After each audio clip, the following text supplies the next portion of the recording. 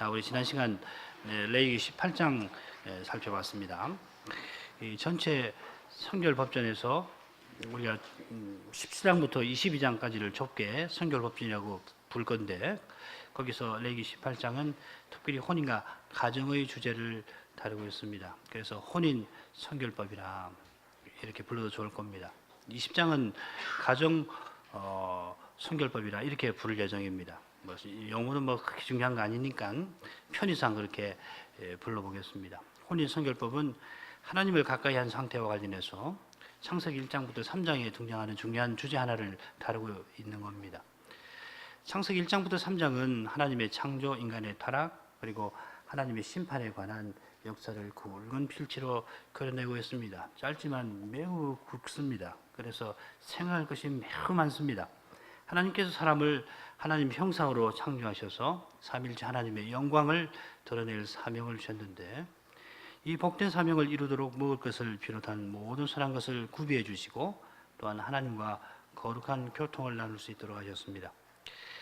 삼일째 하나님께서 거룩한 사랑의 일치 가운데 세상을 창조하시고 하나님 안에 있는 완전한 사랑의 거룩한 일치를 세상에 드러내시려고 하시는데, 이게 영광을 나타내시는 거죠.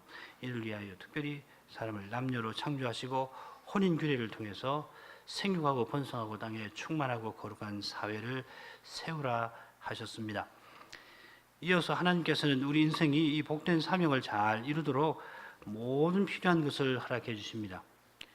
여기 식물, 음식이 나오는데 창세기 1장 29절에 사람의 생존과 존립과 활동에 필요한 모든 것을 대표하는 것일 겁니다. 공기와 물과 햇빛을 비롯해서 사람이 살고 숨쉬고 기동하는 데 필요한 모든 것을 하나님이 항상 공급해 주심으로 사람으로 하여금 복된 사명을 이룰 수 있게 하시겠다 하는 뜻으로 말씀하셨습니다. 창세기 2장으로 가면은 여호와 하나님이 사람에게 음식 주시는 이야기가 나오는데, 그 자리에서 그와 동시에 사람으로 하여금 하나님과 거룩한 교통 가운데 살도록 하신 사실이 기록되었습니다. 이것이 선악과 금령입니다. 창조 명령, 창세기 1장 26절 28절에 나오는 창조 명령이 사람은 무엇을 행해야 하는가 하는 것을 규율하는 명령이라면은, 선악과 금령은 사람이 어떻게 살아야 하는가를 규율하는 것이다 할 수 있습니다. 사람이 하나님이 주신 사명을 수행하기 위해서는 반드시 여호와 하나님과 교통하며 살아야 합니다. 사람이 행할 사명이 하나님 영광을 드러내는 것이라면은 하나님 영광을 뵙는 일이 먼저 있어야 할 겁니다. 이어서 창세기 2장은 아담과 하와의 혼인에 관하여 아름답게 기록해 나가고 있습니다. 전에도 말씀드린 것처럼 이렇게 보면 창세기 1장 마지막에 나오는 사람의 창조 내용과 창세기 2장의 언약 체결의 내용은 교차 대칭적인 그런 구조를 갖고 있습니다. 이거 여러 번 본 거니까 참고만 하십시오. 여기 세 가지 주제가 등장을 하죠. 혼인, 출산, 가정, 그리고 여호와의 거룩하심과 거룩한 백성, 그리고 음식, 이런 내용들이 나옵니다. 아담과 하와가 타락한 이후에 하나님께서 뱀과 하와와 아담을 심판하실 때 역시 동일한 주제가 등장합니다. 이는 하나님이 심판하시는 자리에서 우리 인생을 구원하실 길을 내셨기 때문입니다. 여호와께서 태초의 심판의 자리에서 소위 원시복음을 선포해 주십니다. 이 원시복음이 성취되기 위해서는 여인의 후손이 태어나야 합니다. 여호와께서는 구원의 경륜을 이루시려고 타락한 인생 가운데에서 창조 규례를 보존해 주시는 것입니다. 물론 창조 규례로서 혼인은 타락 이후에도 유지되지만은 거기에는 하나님의 진노가 임합니다. 원시 복음을 성취하는 방도로서 여인의 출산이 유지되지만은 여인은 출산의 극심한 고통을 당하지 않을 수 없습니다. 또한 여인은 남편을 내주장하려 하고 남편은 그런 여인을 강포하게 다스리려 합니다. 남편은 가정을 유지하는 방편으로 땅의 소산을 얻을 수 있지만은 이마에 땀을 흘려야 합니다. 그리고 흙으로 돌아가야 합니다. 여호와께서 원시복음의 내용을 성취하시려고 아브라함을 갈대아 우르에서 불러내시고 아브라함의 자손을 애굽에서 불러내셨습니다. 여호와께서 시내산에서 이스라엘과 언약을 맺으신 것은 여호와의 부르심을 확증하는 것입니다. 따라서 시내산 언약은 여호와께서 원시복음을 성취하시는 위대한 사역 가운데 하나입니다. 이 원시복음이 독생자 예수 그리스도의 십자가와 부활에서 완전히 성취되지만은 그에 앞서서 이 출애굽 시내산 언약에서 또한 예비적으로 부분적으로 성취된 것이다 할 수 있습니다. 구약 전체 경륜은 이 출애굽 사건과 시내산 경륜의 언약에 서 있는 겁니다. 여호와께서는 이 시내산 언약을 구현하는 제도로서 구약 시대에 늘 구약 경륜을 지탱하는 제도로서 성막 제사 제사장의 규례를 제정하셨습니다. 그리고 이런 제도들을 위해서 여호와를 가까이하고 여호와의 거룩한 영광 가운데 사는 그 거룩한 백성의 삶을 규율하시기 위해서 정결법전, 성결법전을 주셨습니다. 그런 이유로 우리는 정결법전과 성결법전에 앞서서 창세기 1장부터 3장의 세 가지 주제를 이 법전에서 앞서 살핀 이 창세기 1장부터 3장까지에 나오는 세 가지 주제를 자연히 발견하게 되는 것입니다. 이 주제들은 언약 백성이 하나님을 향하여 세계 안에서 사람들과 구현해야 할 그 삶이 무엇인가를 요약해서 보여주는 것이라 하겠습니다. 혹은 이 세 가지 주제는 하나님과의 관계, 세계와의 관계, 사람들과의 관계를 각각 그려 보여주는 것이다 하겠습니다. 요컨대 이 세 주제는 하나의 포괄적인 성경적인 세계관을 요약하고 있다 이렇게 말할 수가 있습니다. 이 성경이 세상을 어떻게 보는가 이게 세계관 아니에요. 세계관이라고 하는 것은 이 세상을 보는 눈이란 말이죠. 성경은 우리에게 이 세상을 어떻게 하나님과 사람과 이 세계를 어떻게 보아야 할 것인가에 관한 그 눈을 우리에게 보여주는 겁니다. 우리는 성경에서 이것을 부지런히 배우고 터득을 해서 실제로 그렇게 볼 수 있어야 하는 겁니다. 예수를 믿는다고 하는데 이런 것을 터득하지 않으면은 어떻게 되냐면 육신으로 나고 일상에서 나고 자란 대로 육신으로 그렇게 행할 수밖에 없거든요. 육신적인 이 눈을 그대로 갖고서 보는 거란 말이죠. 이 교회 와서는 믿음을 말하고 예배당 문만 나가면은 그건 자동적으로 일상 사람과 하등 다를 바 없이 그렇게 살게 되지 않습니까? 그래서 성경을 부지런히 배워야 해요. 우리 믿는다고 한다면은 성경에서 이것을 배우고 터득을 해야 합니다. 자, 우리가 레위기 18장에서는 이 세 가지 근본 주제 가운데에서 혼인, 가정과 관련된 주제를 발견하는데 이는 인륜관계에 대한 여호와의 거룩하신 뜻을 표현하는 겁니다. 언약 백성은 모든 인륜관계에서 여호와의 거룩하심을 드러내야 되는데 그 출발과 근간은 혼인과 가정에 있고 그 전제는 여호와를 경외하는 태도입니다. 바꿔 말하면 모든 인륜관계는 남자와 여자가 하나님 형상으로 혼인하는 거기서 나오고 거기서 비롯되고 남자와 여자가 한 몸이 되어 형성하는 가정에서 부모가 자식에 대하여 가지는 권위가 모든 인륜관계의 근간이 되고 혼인이 성립되고 가정이 유지되어 그 위에서 거룩한 사회가 수립되려면은 여호와 하나님을 가까이하고 그 규례와 법도에 온전히 순종하는 태도가 반드시 전제되어야 합니다. 그러니까는 이 동성애라고 하는 것이 얼마나 이게 무서운가 하는 것을 이런 데서 잘 알 수 있어요. 이 남녀가 혼인을 통해서 한 몸이 되어서 가정을 형성하는 이것이 모든 인륜관계의 출발이거든요. 그게 뿌리거든요. 이걸 뒤집어 놓으면은 뭐 어떻게 하겠는가요? 하나님이 뜻하시는 것을 완전히 뒤집어 놓는 거란 말이죠. 레위기 18장의 혼인 성결법이 교훈하는 중요한 의미가 바로 그것입니다. 시작하는 권고와 마지막 마치는 권고에서 고륙 지친의 벌거벗음을 드러내는 죄, 곧 여호와의 자비로운 구속 사역을 근본적으로 그리고 직접적으로 침해하는 죄들을 무섭게 금하시는 그 연유가 무엇인가가 여기 잘 나타납니다. 이런 행위들은 애굽 땅의 풍속이며 가나안 족속들의 풍속과 규례인데 가나안 족속들이 이런 풍속과 규례로 인하여 여호와께서 성소로 삼으시는 땅을 더럽혀서 그 땅이 그들을 통하여 토하여낸 것이니 바꿔주십시오. 그들을 토하여 내버렸으니 언약 백성 이스라엘은 그렇게 하지 말고 여호와의 규례와 법들을 잘 지켜서 새 생명의 길을 행하여 여호와 하나님 백성다웠게 되어야 한다는 겁니다. 이 악한 풍속과 규례의 근본 원인은 몰래 구상 숭배를 금하는 말씀에 암시되어 있습니다. 18장에는 한 절 딱 기록되어 있는데 20장에 가면은 이 내용이 확대가 되어서 우상 숭배의 그 원인이 있다 하는 주제가 발전이 됩니다. 그건 20장에서 공부할 겁니다. 우상 숭배에서 인륜관계의 근간이 되는 이 부모의 권위를 무시하는 태도가 발생하고 그로 인하여 전체 인륜관계를 무너뜨리는 죄들, 곧 혼인의 근거를 직접적으로 허물어버리는 죄들이 발생하는 거고 이런 두려운 행동에서 벗어나는 길은 오직 거룩한 백성다웠게 여호와의 규례를 행하는 데 있다 하는 것입니다. 자, 이런 정도로 18장의 의미를 생각하고 이제 19장으로 가겠습니다. 이제 우리는 이제 성결법전의 중심을 차지하고 있는 19장을 이제 공부할 차례입니다. 우리는 이 레위기 19장을 성민 성결법이라 부르고자 하는데, 레위기 19장의 중심적 위치는 레위기 그 19장 머릿말에도 암시되어 있습니다. 여호와께서 모세에게 일러 가라사대 너는 이스라엘 자손의 온 회중에게 고하여 이르라. 이 부분은 모세가 이스라엘 자손 온 회중에게 고하여 이를 것이라 했습니다.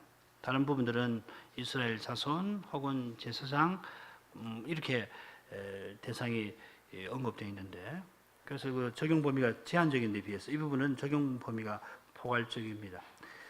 저희 각 장의 머릿말에 나오는 표현들을 비교하면서 이 19장의 머릿말에 나오는 이 온 회중이 가장 포괄적이다 하는 점을 말씀드리고, 따라서 이 19장이 성결법전의 중심을 차지한다 말씀드린 바 있습니다. 이 회중이 에다라고 하는 말인데요. 에다는 여호와의 부름을 받아 모인 이스라엘 백성 전체를 가리킵니다. 뭐 제사장도 다 모이고 전부 모이고 어린아이까지 그냥 다 모여서 여호와 앞에 설 때에 이 회중이라 합니다. 그리고 교배서 말씀드릴 점은 여호와께서 이 레위기 18장이나 20장에서 거룩한 백성으로 선나가려면 여호와의 규례와 법도를 지키라고 명령을 하시는데, 거기 말씀하시는 규례는 1차적으로는 18장이나 20장에서 그 많은 죄를 범하지 아니한 것 가리켰습니다만은, 사실은 이 19장의 여러 법규를 가리킨다 하는 것입니다. 그게 뭐 내 규례를 지키라 했을 때 소극적으로 뭐 근친상간이라는 거 쭉 나오지만은 적극적으로는 이 19장에다가 초점을 두고 계신다 하는 겁니다. 19장에 두 번에 걸쳐서 내 규례와 법도를 언급함으로써 19장의 내용들을 여호와의 규례와 법도라고 가리키고 있는 겁니다. 너희는 내 규례를 지킬지어다. 너희는 나의 모든 규례와 나의 모든 법도를 지켜 행하라. 나는 여호와니라.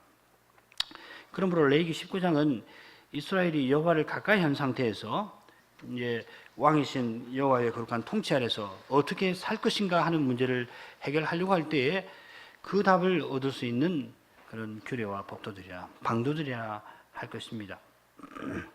자, 그러면 이 19장의 계율을 살펴보아야 하는데, 우선 이 19장의 특징적인 그 문학적 표현에 중점을 두고 살펴보려고 합니다. 19장을 면밀히 살펴보면은 어떤 규례나 법도들을 말씀하실 때 그 끝에 나는 여호와니라, 아니 야훼, 아니라는 말 나는이라는 말입니다. 나는 여호와 너희 하나님이니라, 아니 야훼 엘로헤이켐 이라는 표현이 후렴처럼 반복이 되어 있습니다. 이 표현의 이점에서 우리가 19장의 내용을 개괄해 보려고 합니다. 그러니까 19장의 규례와 법도는 여호와께서 하나님이 여호와로서 언약의 하나님으로서 내리시는 것입니다. 36절에 그 내용이 가장 길게 표현되어 있는데 함께 읽어 보겠습니다. 나는 너희를 하나님이 이스라엘을 애굽 땅에서 구속해 주셔서 그들의 하나님 되신 사실, 좀 더 거슬러 올라가서 하나님이 이스라엘의 조상 아브라함과 맺은 언약을 기억하셔서 그것을 이제 이루어 주시려고 하는 사실 위에서 이 19장의 여러 명들을 내리는 겁니다. 유대인들에 의하면 모두 70개의 명령이 나온다고 그러는데 상당히 그 의미심장한 숫자죠. 자, 그 다음 내용 설명은 6페이지로 가서 제가 도표를 보면서 설명을 하면 되겠습니다. 이 표현들을 보면은 일정한 그 규칙이 나옵니다. 1절, 2절, 1절부터 2절 상반절, 전반절까지는 이미 말씀을 드렸습니다. 머릿말이 되겠습니다. 그리고서 이제 그 후렴이 두 개의 후렴이 나온다고 그랬는데, 나는 너희 하나님 여호와니라 하는 후렴이 있고, 반면에 나는 여호와니라는 후렴이 있습니다. 그런데 그 후렴을 보면은 일정한 규칙이 있어요. 지금 도표의 맨 왼쪽에 단락이 있고 소단락이 있는데, 소단락이라고 적혀 있는 그 밑을 한번 보시면은 소단락은 모두 16개가 있습니다. 후렴에 의해서 16개의 단락으로 구성되어 있는데, 그 단락을 보면은 먼저 나는 너희 하나님 여호와니라 하는 그런 후렴으로 끝나는 단락이 4개가 이어서 나옵니다. 그래서 흰 원은 나는 너희 하나님 여호와니라 하는 단락으로 후렴으로 끝나는 단락입니다. 그런 다음에 나는 여호와니라 하는 이 후렴으로 끝나는 단락이 이어서 넷이 나옵니다. 그 다음에는 나는 너희 하나님 여호와니라 하는 것이 나오고 중간에 나는 여호와니라 하는 후렴이 두 개가 나온 다음에 다시 나는 너희 하나님 여호와니라 하는 후렴으로 끝나는 단락이 나오고 그리고 마지막 네 번째 사단락은 반대로 소단락이 반대로 끝나게 됩니다. 나는 여호와니라 하는 후렴이 13번과 16번에 나오고 14, 15번은 나는 너희 하나님 여호와니라 하는 후렴으로 나오는 소단락이 중간에 나오는 형태입니다. 왜 이렇게 했을까? 이제 이걸 우리가 이제 생각을 이제 해볼 겁니다. 한번 여러분도 인데 차가 나셔가지고 한번 19장을 여러 번 한번 읽어보십시오. 제가 이제부터 이제 개요를 쭉 설명해 드릴 텐데 이걸 참조하셔서 왜 모세가 이렇게 구성을 했을까? 뭘 가르치려고 했을까? 이런 겁니다. 이런 그 문학적인 형식을 구성하는 것은 우리로 하여금 이 법전을 하나하나씩 낱개로 읽으라고 하는 것도 아닙니다. 물론 하나하나 낱개로 그 법전 규정을 읽고 이런 의미구나 이런 뜻이겠구나 그것도 이제 배워야 합니다만은 전체로 이 19장 전체를 계속해서 반복적으로 읽을 때에 그림이 그려지는 거예요. 그림보다는 스토리가 나오는 겁니다. 혹은 어떤 세계의 모습이 나오는 겁니다. 여호와 하나님이 우리 앞에서 펼쳐 보이시는 어떤 세계가 우리 눈앞에 그려지도록 구성해 놨다 하는 겁니다. 한번 그렇게 한번 착안을 하시고서 19장을 계속해서 한번 읽어보시고 또 읽어보시고 그렇게 해보십시오. 왜 이런 걸 묻고 났을까? 왜 하나의 흐름에다가 어떻게 보면 이질적인 그런 규정들을 묶어 놓으셨을까? 혹은 왜 이런 규정들을 왜 여기다 모아 놓으셨을까? 그런 것이죠.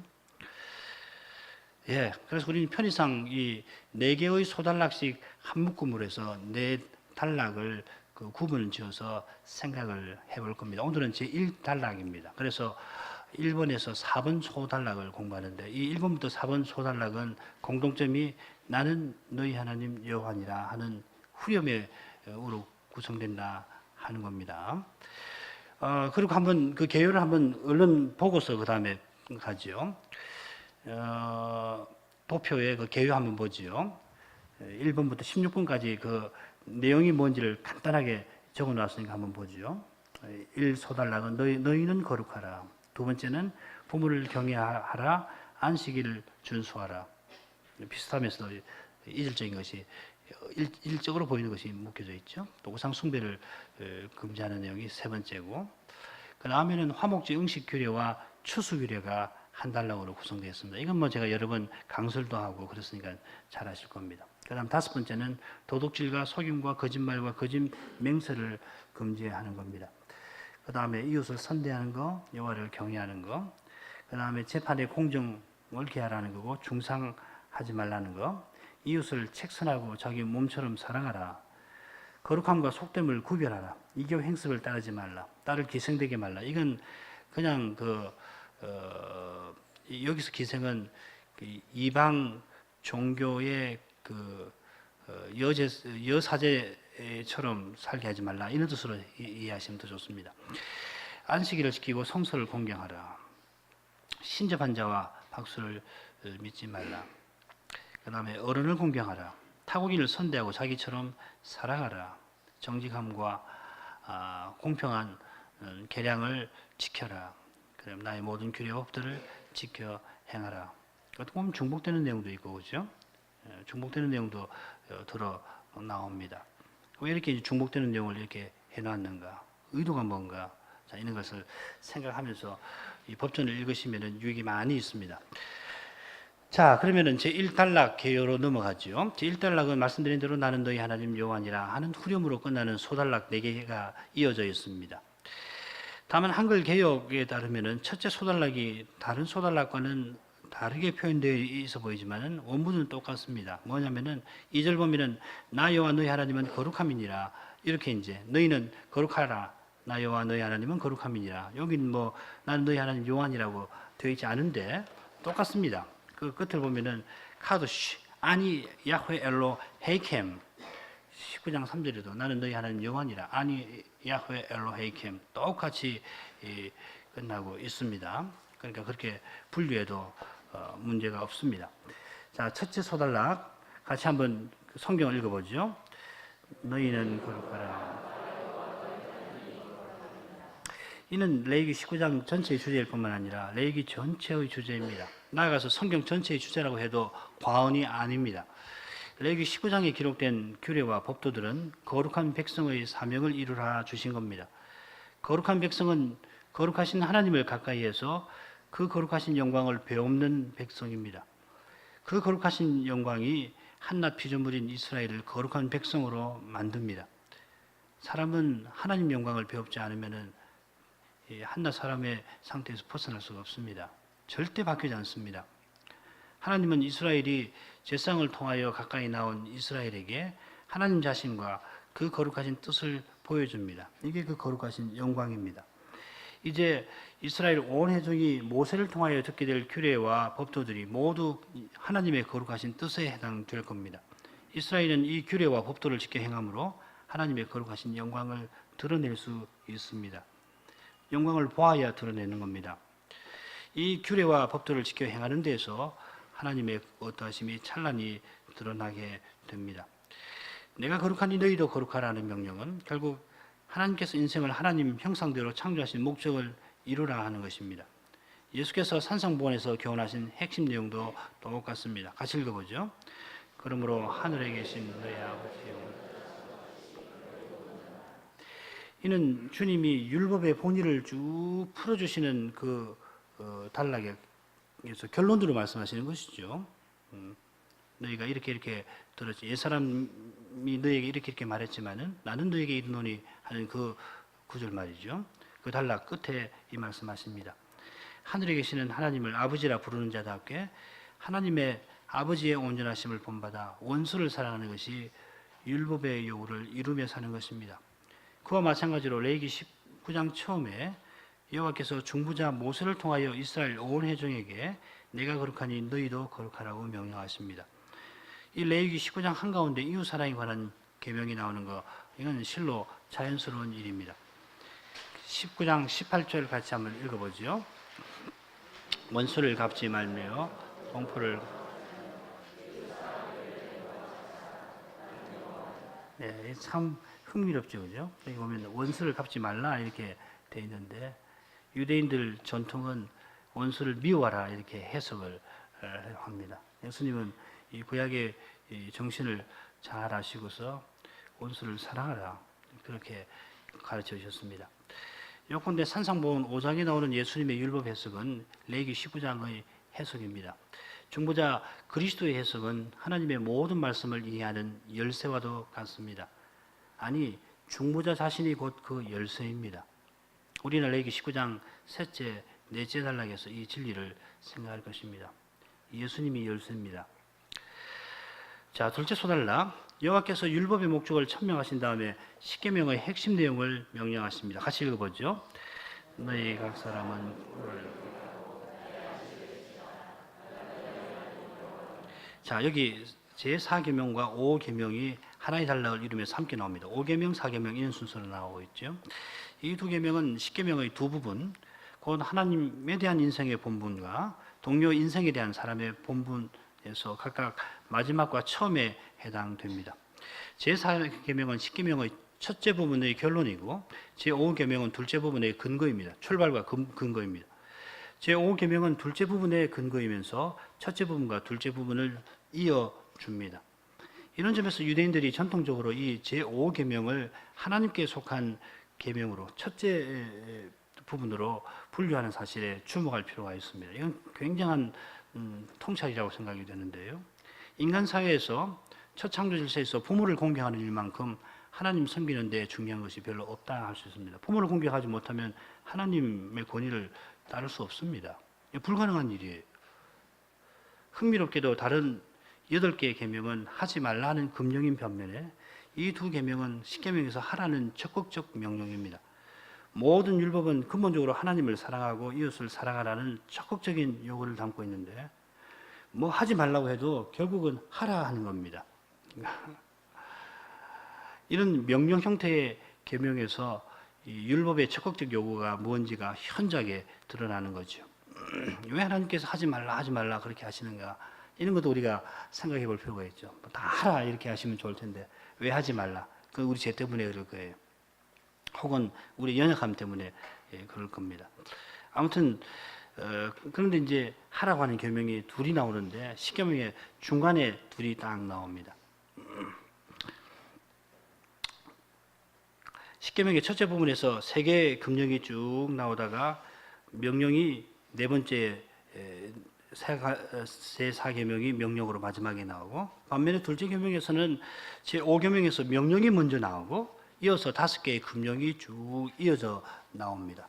이런 구조도 우리가 십계명을 공부할 때, 주일 저녁에 우리 공부할 텐데 여러 면에서 생각을 해볼 면이 있습니다. 금령만 있다면 하지 말라 하신 것을 하지 않으면은 다 지키는 줄로 여기가 쉬운데, 우리 그렇지요.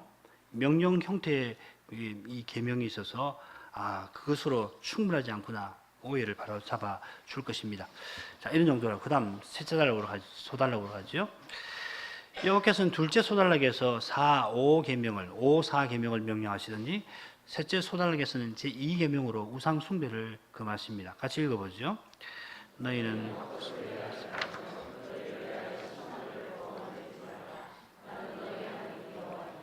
여기 헛것은 우상을 가리키는 구약의 전문적인 용어입니다. 그래서 이사야 19장 3절 같은 데서는 똑같은 낱말을 우상이라 이렇게 번역을 아예 해놓았습니다. 헛것을 위한다는 것은 우상이기로 돌이킨다는 겁니다. 영어에서는 turn to 이렇게 번역을 많이 해놨을 겁니다. 얼굴을 돌이킨다 하는 말입니다.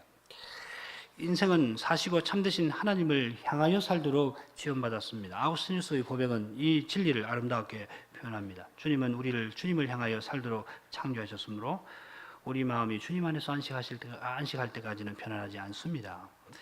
인생이 하나님을 향하지 아니하고 헛것인 우상에게 돌이키는 것은 인생다웠게 존재하기를 포기하고 인생다웠게 살기를 거부하는 겁니다. 인생이 자기를 위하여 우상을 만들지만 너희를 위하여, 그렇죠? 자기를 위해서 우상을 만들지만 결국 자기를 망하게 하는 겁니다. 하나님을 위하지 않고 자기를 위하면은 결국 망하는 겁니다. 인생은 오직 하나님을 가까이 하는 데서, 하나님을 위하는 데서, 하나님을 목적으로 삼는 데서 비로소 인생으로 참된 기쁨과 보람을 거둘 수 있습니다. 거룩한 백성으로 존재하고 사는 이것이 이스라엘의 사명이고 인생의 목적입니다. 그다음 네 번째 소달락을 하죠. 이 네 번째 소달락은 크게 둘로 나눠집니다. 첫째는 화목제 희생에 관한 규정이고, 둘째는 추수에 관한 자비의 규정입니다. 5절부터 10절인데 제가 홀수절, 여러분 짝수절 읽어보시면 좋겠습니다. 너희는 화목제 희생을 여호와께 드릴 때 연락되도록 드리고,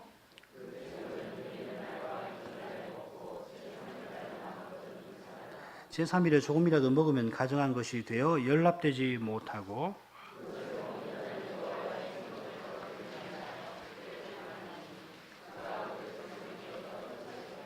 너희 땅에 곡물을 벨 때에 너는 밭 모퉁이까지 다 거두지 말고 너희 떨어진 이삭도 줍지 말며,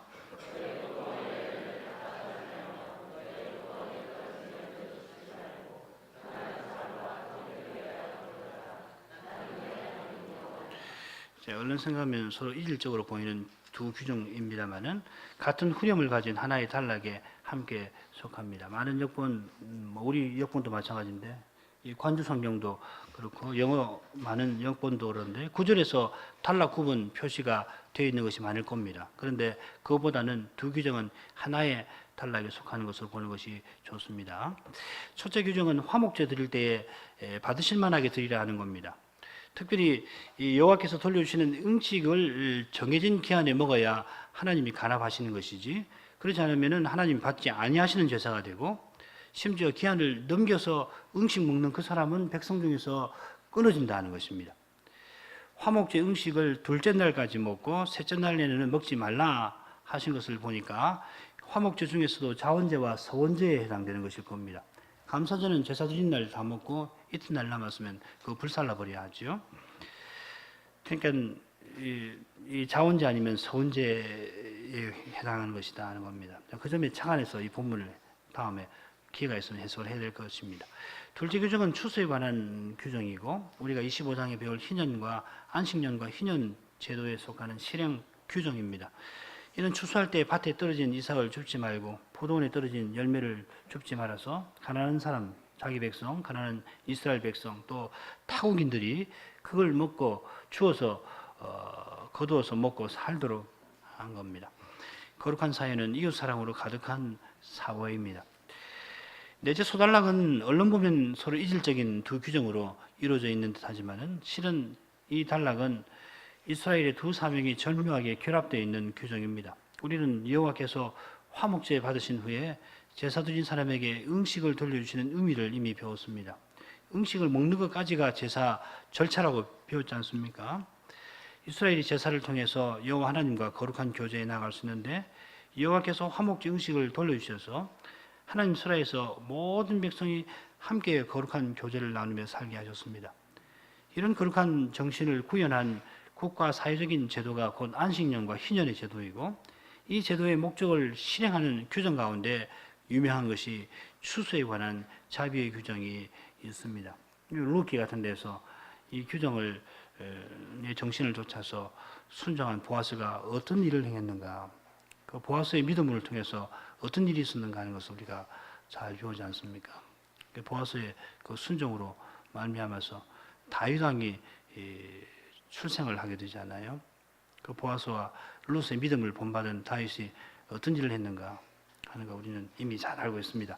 자, 이건 뭐 다음 기회가 있으면 또 배우도록 하고요. 말씀드린 대로 처음에 나오는 이 네 개의 소단락은 모두 나는 너희 하나님 여호와니라는 표현이 마지막에 나옵니다. 우리가 각 소단락의 내용을 간략하게 살펴봤습니다만은 이 네 개의 소단락은 서로 비슷한 주제를 다루고 있습니다. 그 주제는 하나님의 거룩하심과 하나님과 거룩한 교통에 관련된 것입니다. 첫째 소단락은 이스라엘이 거룩한 백성, 거룩한 사회로 서서 나가는 목적이 무엇인지를 잘 보여주는데 그 목적은 하나님의 거룩하심을 본받는 겁니다. 레위기 전체의 주제입니다. 둘째, 셋째 소단락에서는 이스라엘이 이 고귀한 목적을 이루기 위하여 거룩하신 하나님과 교통하는 거룩한 사회로서 나가려 할 때 힘써야 할 것은 뭐고 주의해야 할 것은 무엇인가를 잘 드러내고 있습니다. 거룩하신 하나님을 본받으려면 부모를 공경하고 안식일을 거룩하게 지켜야 합니다. 그처럼 헛것인 우상으로 향하고 자기를 위하여 우상 숭배하는 일은 철저히 멀리해야 합니다. 마지막인 넷째 소단락은 제사와 제도와 희년 제도를 대표하는 규정들을 통해서 이 고귀한 목적을 실천적으로 실현할 수 있는 길이 무엇인가를 제시하고 있습니다. 아주 훌륭한 모범이 되는 거죠. 이런 것을 통해서 어떻게 이 거룩한 사회를 하나님 사랑과 이웃 사랑이 가득한 그런 사회를 세워나갈 수 있는가 아주 모범적으로 제시하고 있습니다. 하나님과 거룩한 교통에 나아갈 때에 이 거룩한 사회가 세워집니다. 하나님을 사랑하는 사람이 이웃을 사랑합니다. 이 거룩한 사회에서 하나님의 거룩하신 영광이 찬란히 드러날 것입니다. 오늘만큼 하죠. 다시 기도하시겠습니다. 거룩하신 하나님, 저에게 하나님 말씀을 가르쳐 주시고 깨닫게 해주시니 하나님의 크신 은혜인 것을 고백하옵나이다. 하나님의 모든 말씀은 그리스도 안에서 하나님 백성과 자녀되는 권세에 얻고 성신으로 하나님 자녀답게 살아 하나님의 그 영광을 드러내는 길을 보여주시오니 인생에게 이보다 큰 복이 없나이다. 하나님 말씀은 과연 생명의 빛이 되오니 그 말씀을 겸손히 받고 순종하는 교회와 신자는 모든 일에 주의 뜻을 깨닫고 그 뜻을 이루어 하나님을 기쁘시게 할 수가 있겠사옵나이다. 거룩하신 아버지, 저희가 더욱 그리스도를 믿는 믿음으로 행하여 정순하고 순결한 교회로 더욱 서서 주의 거룩한 영광을 드러내는 영광의 기관답게 더욱 전진해 나가게 해주시고 저희들 가정들이나 저희들 일터와 소명을 통해서 하나님 나라를 저희가 더욱 풍부히 아름답게 구현하고 나갈 수 있도록 하여 주시옵소서. 주 예수님 이름으로 기도하옵나이다. 아멘.